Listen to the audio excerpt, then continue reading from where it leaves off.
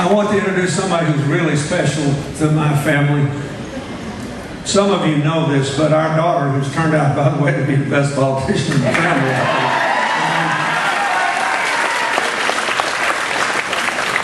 our daughter was named about 14 months before she was born. I need more for time here.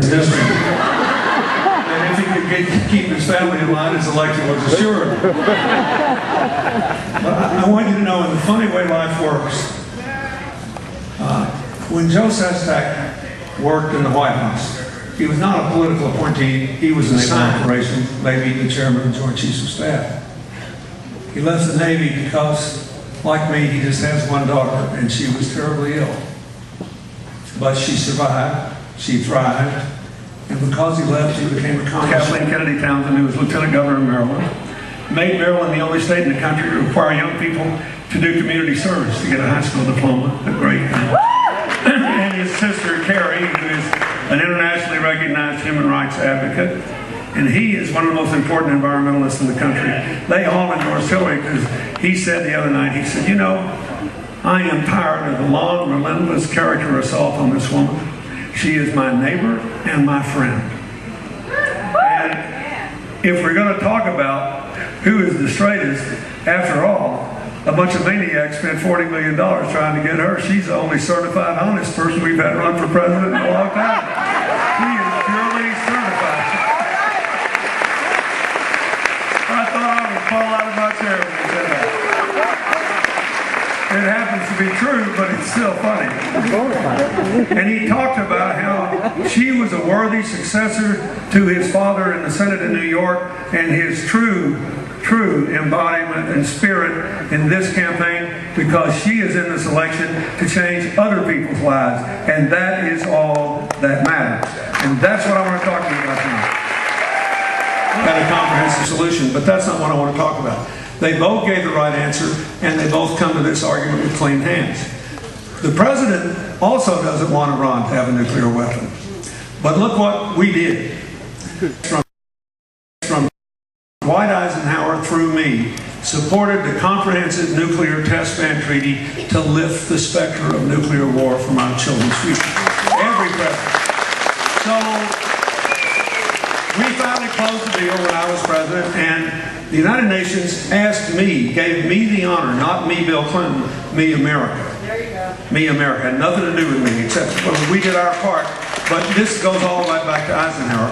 They asked me to be the first person to sign this treaty because it's a decade in trying to lift this threat from our children. Okay? So I did it. They get one of what I've already got more than 1,500 of, and are now trying to get 2 new of. And the rest of you, please don't test your nuclear weapons. And maybe you could sell that. I'd have a hard time. We cannot save the entire $120 billion a year you're spending there. We can save most of it. But she will never, if you make her president, she will never let us make the shameful mistake we made after Vietnam and confuse an unpopular war with our moral obligation to the people who serve this country.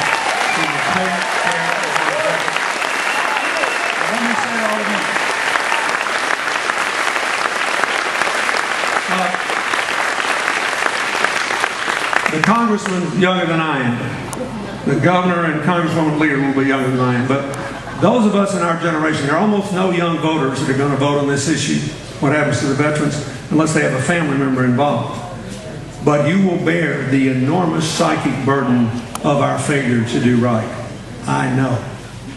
There are 200,000 homeless veterans in this country.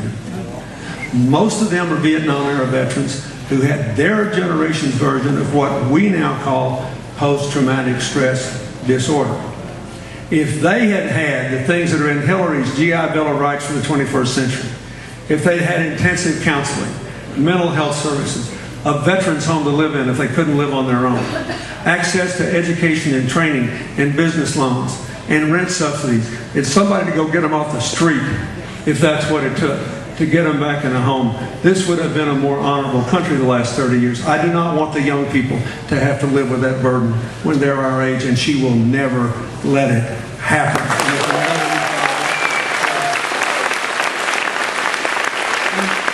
I don't think it's very close. And I think it's really interesting that Joe Sestak and Jack Murtha, another Pennsylvania congressman, and a great man, are probably the two members of Congress most identified. You would get an F. You would get an F. There are facts here. So let's look at the facts. Not to go back, but to go forward. This trickle-down economics is an abject failure. It will not work in an interdependent economy. It cannot work. We had 22.7 million new jobs. They have 5. We had almost 8 million people working their way from poverty into the middle class. That is the American dream. Falling from the middle class into poverty, the American nightmare. Most of that 5 million were people who were working full time. And this goes back to what this lady said. Median family income after inflation across all racial and regional lines rose $7,500 a year. In this decade, median family income after inflation is $1,000 lower today than it was the day I left office. That's why most people think they're in a recession already, because they have flat incomes and exploding costs.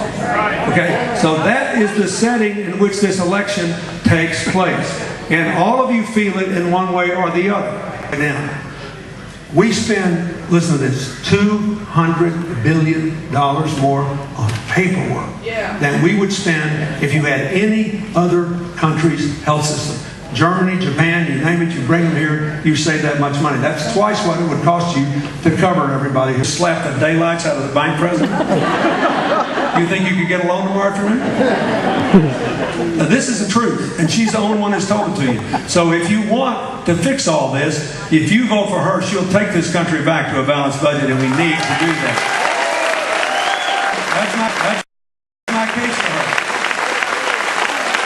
This is performance, not promise. Solutions, not speeches. This is leadership that you can count on. And I want you to be there for her. Will you do it? Will you do it? One last thing. Don't you ever let anybody tell you your vote doesn't matter. She wants all of us to vote and everybody's vote to be counted. But Clinton's sixth law of politics. When somebody tells you you can't win, it's because they're afraid you're about to. And if Pennsylvania